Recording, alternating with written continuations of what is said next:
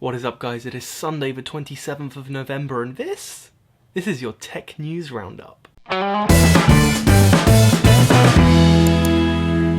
First up, important news if you're a drone flyer in the UK.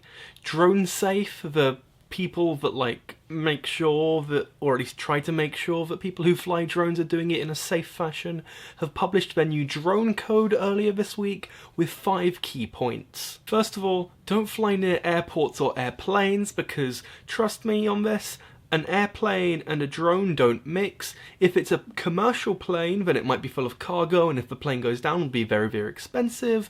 And if it's a passenger plane, there could be loss of human life if something goes wrong, so just stay away from them. And in the same vein, make sure to never fly above 400 feet or 120 meters, because that way you make sure you're not at the same height as airplanes, and you'll just just don't get in their way. It's a really silly idea, trust me. Their third point is make sure you can see your drone at all times, because if you can see it, you can avoid obstacles, which is really helpful. And then on top of that, remember to stay at least 50 meters away from any vehicles or buildings or anything. And if it's somewhere really built up, like central London for example, triple that to 150 meters. Point 4 is a point that's already been emphasized twice already, which is don't fly near planes or any other aircraft, because it won't end well.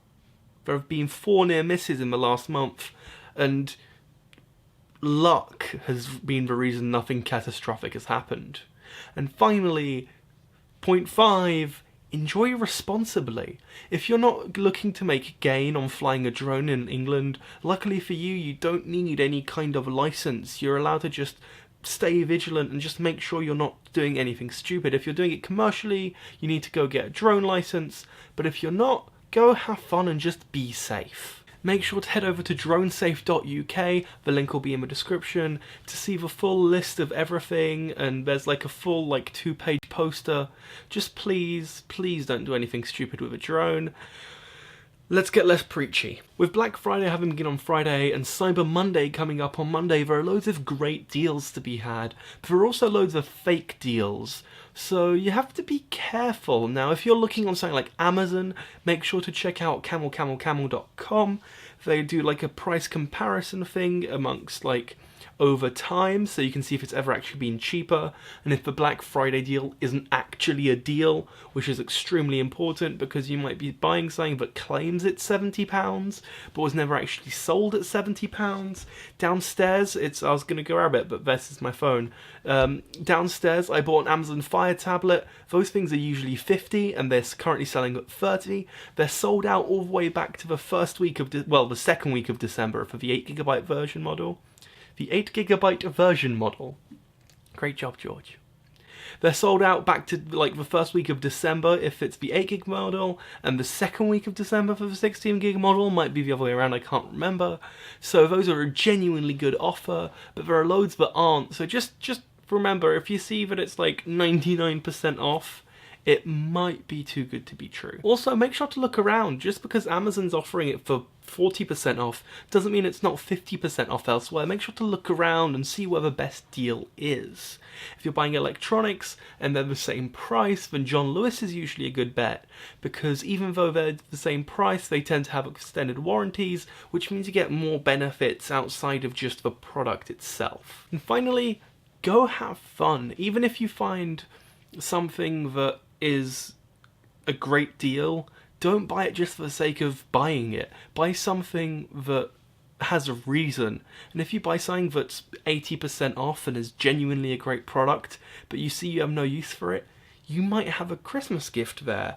If you can't do that either, then return it. Just don't spend money and then buy this thing and have it in a corner and never touch it. Just trust me, you'd be so much happier if you didn't waste that money. As I said, Amazon have some genuinely good offers. Their Fire Stick is slightly cheaper. Their cheapest tablet is now £30 instead of £50, and the Echo is £120 with the Echo Dot being £40.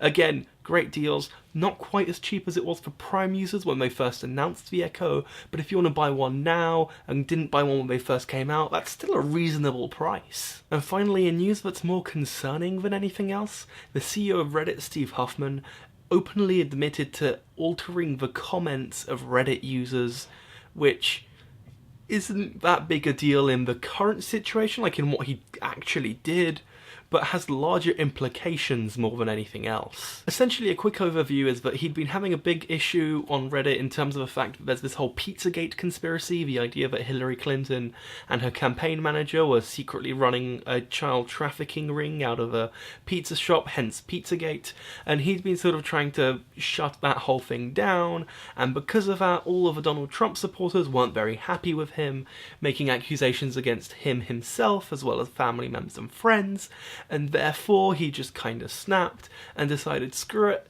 So everywhere where he was commented as being whatever or having made fun of, he changed the name from his name to one of the moderators of the subreddit The Donald, which is where all the Donald supporters are. After admitting it, he said, as the CEO, I shouldn't play games, and it's all fixed now, as he reverted everything back to making fun of him. Now, thoughts are, it was as simple as going into the database, because it's just a database of comments, and changing the text, which is terrifying because anything you've said online could be changed as simply as going in and someone just doing a DB edit. The question is, how many people have this power? And how widely used is it? You'd like to hope that it's really hard to get a hold of, and it's just the fact that he's a CEO, which is why he can do this. But it's terrifying to think that Facebook or Twitter or Reddit or any social media website can claim you've said whatever they want, because it's not that hard to fake. He also pointed out that the PR people aren't very happy with him because it's not that easy to go, oh yeah, of course, our CEO went in and kind of tinkered with the core mechanism, but it was completely fine, I promise. Trust me, that's not an easy conversation to have. But he says that he assures people that he won't do it again, and that's a question of whether or not you trust his word more than anything else.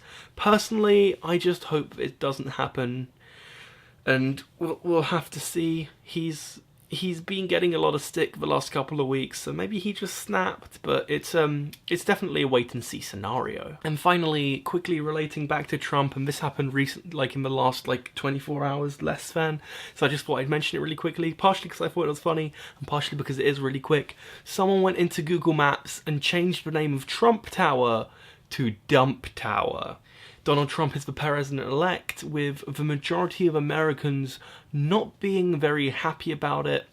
My opinion on this, as I'm not an American, so it doesn't actually matter anyway, but my opinion is it happened, and the best way to move forward is to try and sort of to try and give the guy a chance, and just protesting is just going to split the country further. You want to just try not to break anything and try to show that peace is the best way. But again, I'm not even we have Brexit, I'll be honest, come on, we're not doing that well either. Anyway, if you think that's funny, great. If not, go get a sense of humour. If you like the video, make sure to hit like. If you didn't, I'm not quite sure what you're doing here. However, there are two videos. There's this one up here, which is the last one, and then this one here, which YouTube thinks will be your favourite. So you should click that because they think you'll love it. And then you can click up here to subscribe. Make sure you do that. It's great because this now all works on mobile as well. How awesome is that? Hit subscribe, as I just said, to see more videos like this one, and I'll see you guys next time.